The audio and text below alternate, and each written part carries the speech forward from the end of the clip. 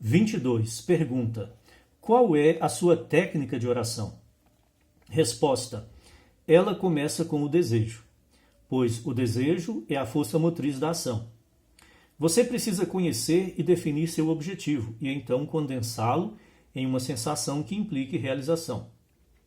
Quando o desejo estiver claramente definido, imobilize o corpo físico e vivencie na imaginação a ação que implica seu cumprimento, o minifilme mental.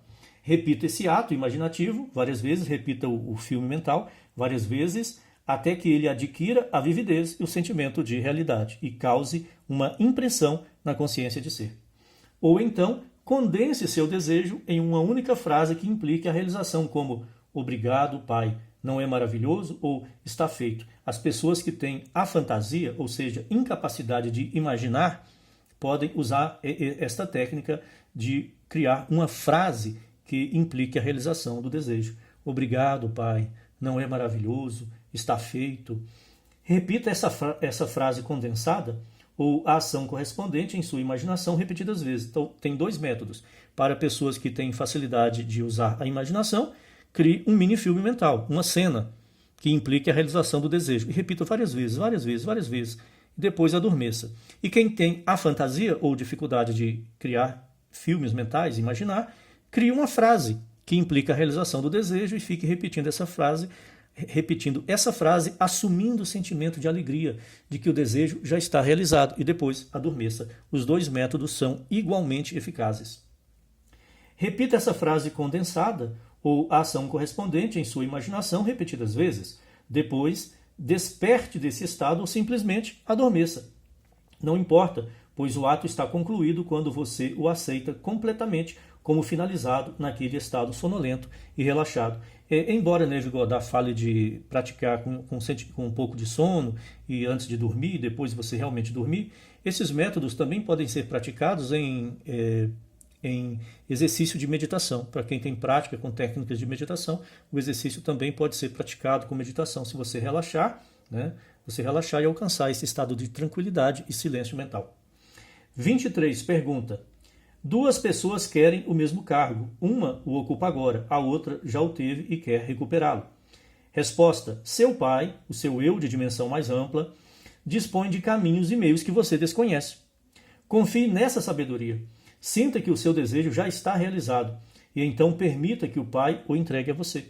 A pessoa que ocupa o cargo atualmente pode ser promovida a uma posição mais elevada ou casar-se com alguém muito rico e deixar o emprego.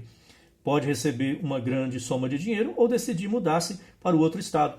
A sua consciência de ser, o seu eu sou, também é a consciência de ser e também é o eu sou de outra pessoa. Então, o eu sou, possuindo uma sabedoria mais ampla, encontrará a melhor solução. Não existe conflito nenhum. O conflito é imaginário. O eu humano é que fica inventando conflitos. A consciência de ser, com sua sabedoria infinita, com seus recursos infinitos, sempre encontra a melhor maneira de resolver o problema. Muitas pessoas dizem que querem trabalhar, mas eu questiono isso seriamente. O que elas realmente querem é segurança e condicionam essa segurança a um emprego.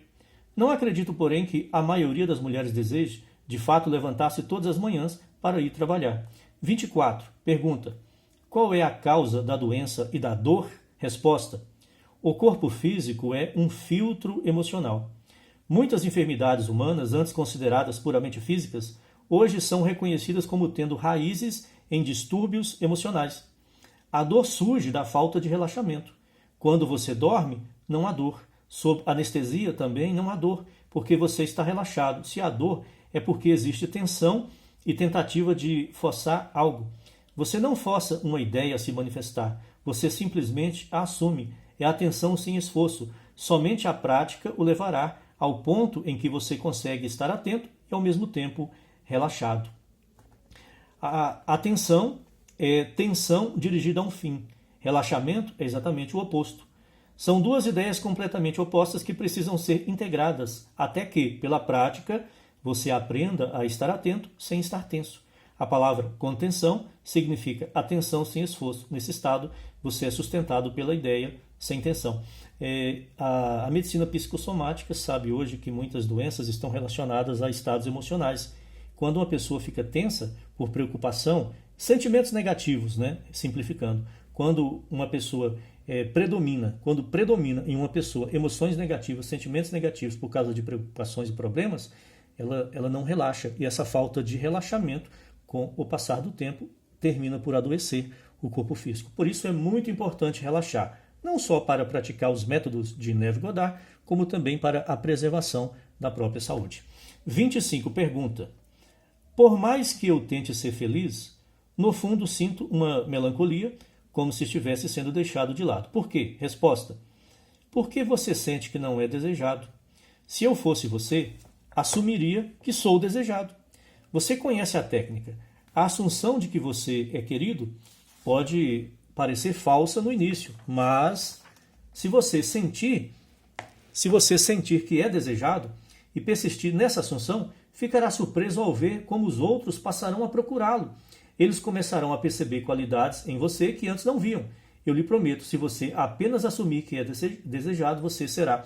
As outras pessoas se comportam conosco de acordo com aquilo que acreditamos sobre elas e principalmente de acordo com aquilo que acreditamos sobre nós mesmos. Ou então, se mudarmos essa concepção de nós mesmos, o comportamento das outras pessoas em relação a nós também mudará. 26. Pergunta: se a segurança financeira chegou até mim por meio da morte de alguém querido, fui eu quem provocou essa morte? Resposta: não pense nem por um segundo que você tenha causado uma morte por ter assumido a ideia de segurança. Aí já é um pensamento neurótico muito grande. O você maior não fere ninguém. Ele vê tudo e, conhecendo o tempo de vida de cada pessoa, pode inspirar outra a lhe oferecer aquilo que tornará real a sua assunção. O fato de você assumir o sentimento de receber uma herança não quer dizer que você está causando a morte de uma pessoa para que a herança fique para você. Porque quem decide se isso vai acontecer é a consciência de ser eu sou Deus. E se Deus decidir, a ação que ele decidir é justa. Você não matou a pessoa que o nomeou em seu testamento. Se poucos dias depois de você ter aceitado plenamente a ideia de segurança, o tio João deixou este plano tridimensional, ele deixou a herança, isso aconteceu simplesmente porque havia chegado a hora de o tio João partir. Ele não morreu um segundo antes do tempo que lhe cabia. O você maior, a consciência de ser Deus, conhecia a duração da vida de João e utilizou como meio para concretizar o seu sentimento de segurança.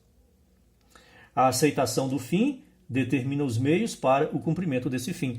A aceitação do fim determina os meios para o cumprimento desse fim. Você escolhe o fim que você quer, que é a realização do desejo, e a consciência de ser escolhe os meios para a realização desse mesmo desejo. Não se preocupe com nada além do resultado final. A sua única responsabilidade é saber o que você quer, o resultado final. O caminho, Deus escolhe. Lembre-se sempre de que a responsabilidade de fazer isso acontecer foi completamente retirada de seus ombros. Isso é seu porque você o aceita como tal. 27. Pergunta: tenho mais de um objetivo. Seria ineficaz concentrar-me em objetivos diferentes em períodos distintos de concentração? Resposta: gosto de escolher uma ambição predominante e reduzi-la a uma frase curta ou a um ato, mini-filme mental, que implique realização, mas não limito minha ambição. Sei apenas que meu verdadeiro objetivo incluirá todos os pequenos objetivos. Se você tem vários pequenos objetivos, então crie um desejo. Crie um desejo que inclua todos esses pequenos objetivos dentro dele, né? Então, crie no sentido de conceber, né? Conceba um desejo que implique ou inclua dentro dele todos os desejos menores. Crie um desejo maior, que se for realizado, implica a satisfação de todos os desejos menores. 28. Pergunta: acho difícil mudar meu conceito de mim mesmo. Por quê? Resposta: porque o seu desejo de mudança ainda não foi despertado. Se você se apaixonasse por aquilo que realmente quer ser, tornar-se-ia isso. É preciso uma fome intensa para provocar uma transformação do eu. Assim como o cervo anseia pelas correntes das águas, assim minha alma anseia por ti, ó Senhor. Citação dos Salmos. Se você desejasse a perfeição com a mesma sede que o pequeno cervo sente pela água, a ponto de enfrentar o perigo do tigre na floresta, você se tornaria perfeito. 29. Pergunta: estou considerando um empreendimento comercial. Ele é muito importante para mim, mas não consigo imaginar como poderia se concretizar. Resposta: você está livre dessa responsabilidade. Não precisa torná-lo real, pois ele já é. Embora o seu conceito atual de si mesmo pareça distante do empreendimento que agora contempla, ele já existe como realidade dentro de você. Todos os estados já existem na consciência infinita. A criação está concluída. Pergunte-se como se sentiria e o que estaria fazendo se o seu negócio fosse um grande sucesso. Identifique-se com esse papel e com esse sentimento, e você se surpreenderá com a rapidez com que realizará o seu sonho. Estou considerando um empreendimento comercial, é importante para mim, mas não consigo imaginar como pode se concretizar. O como não é responsabilidade humana. O como é responsabilidade divina, que a pessoa está cometendo o erro de querer imaginar o como. Imagine apenas o objetivo final, o negócio aberto e sendo lucrativo. O como é Deus quem decide, é Deus quem atua. Não vamos cometer esse erro. O único sacrifício que lhe é pedido é abandonar seu conceito atual de si mesmo e assumir o sentimento do desejo que você quer expressar. 30. Pergunta: como estudante de metafísica, aprendi que crenças raciais e pressupostos universais me afetam. Você quer dizer que sou influenciado por essas crenças universais apenas na medida em que lhes concedo poder sobre mim? Resposta: sim. Tudo depende do seu ponto de vista individual, pois o mundo reflete continuamente o conceito que você tem de si mesmo. Se alguém o ofende, mude o seu conceito de si. Essa é a única forma de os outros mudarem. O jornal desta noite pode ser lido por 6 pessoas nesta sala, e nenhuma delas interpretará a mesma notícia da mesma maneira. Um ficará eufórico, outro deprimido, outro indiferente e assim por diante, embora a notícia seja a mesma. Pressupostos universais, crenças coletivas ou crenças raciais, chame-os como quiser. Nada disso é realmente importante para você. O que importa não é o conceito que você tem dos outros, mas o conceito que você tem de si mesmo, pois o conceito que você sustenta sobre si mesmo determina o conceito que forma sobre os outros. Deixe os outros em paz. O que eles são para você, siga os seus próprios desejos. Quando você tem um conceito, uma concepção positiva de você mesmo, você cria uma blindagem mental que impede que essas crenças coletivas afetem a sua mente. Você blinda a sua mente assumindo um conceito verdadeiro de si mesmo, fundamentado no entendimento da lei da consciência. A lei está sempre em operação, sempre absoluta. A sua consciência é a rocha sobre a qual todas as estruturas se sustentam. Observe aquilo de que você está consciente. Você não precisa se preocupar com os outros, pois é sustentado pela absolutidade dessa lei, a lei da consciência. Ninguém chega até você por vontade própria, seja bom, mal ou indiferente. Ele não escolheu você, você o escolheu com o seu estado de consciência, assumido ainda que você tenha feito isso de forma involuntária sem saber. Ele foi atraído por aquilo que você é. O estado de consciência que você assume dentro de você influencia o comportamento das outras pessoas, de modo que ele foi atraído por aquilo que você é. Você não pode destruir pela força o estado que o outro representa. Em vez disso, deixe-o em paz. O que ele é para você, eleve-se a um nível mais alto de consciência e encontrará um novo mundo à sua espera. À medida que você se santifica, os outros também são santificados. A oração de Jesus: eu me santifico para que os outros sejam também santificados. 31. Pergunta: quem escreveu a Bíblia? Resposta: a Bíblia foi escrita por homens inteligentes que utilizaram mitos solares e fálicos para transmitir verdades psicológicas. No entanto, confundimos a alegoria com história e por isso deixamos de perceber sua mensagem essencial. Essa é a teoria proposta por Neville Goddard de fazer uma interpretação psicológica ou metafísica do texto bíblico. É curioso notar que quando a Bíblia começou a se difundir e sua aceitação parecia iminente, a grande biblioteca de Alexandria foi incendiada, deixando-nos sem os registros sobre como a Bíblia veio a existir. Poucas pessoas sabem ler outros idiomas e assim não conseguem comparar suas crenças com a de outros povos. As igrejas tampouco nos incentivam a fazer comparações. Quantos entre os milhões que aceitam a Bíblia como fato literal realmente a questionam? Ao acreditarem que ela é a palavra de Deus, aceitam cegamente suas palavras e perdem a essência que elas contêm. Ao aceitarem o veículo, não compreendem aquilo que ele transmite. Vamos ter em conta que esse ponto de vista e essas teorias interpretativas propostas por Neville Goddard estão aqui, né, no ano de 1948. De lá para cá, a investigação da Bíblia, a arqueologia, a crítica, né, a investigação dos textos, a descoberta dos manuscritos de Nag Hammadi, muita coisa aconteceu. Então, o que podemos resumir aqui é que Neville Goddard faz uma interpretação psicológica da Bíblia. Sim, é perfeitamente aceitável, mas isso não quer dizer que a Bíblia seja somente um livro de psicologia, como ele propõe. Qualquer estudante atual, né, vamos dar um desconto, porque isso aqui é 1948, né? 1948. Mas, atualmente, nós temos muito mais informação sobre a Bíblia, e, inclusive, muitas confirmações arqueológicas das histórias bíblicas. Mas vamos aceitar essa interpretação psicológica porque ela produz resultados úteis e interessantes. 32. Pergunta: você utiliza os livros apócrifos? Resposta: não no meu ensino. Tenho vários volumes deles em casa. Eles não são maiores nem mais importantes do que os 66 livros da Bíblia atual. Neville Goddard tomava como referência a Bíblia protestante e, pessoalmente, dizem que ele gostava muito de ler a versão King James.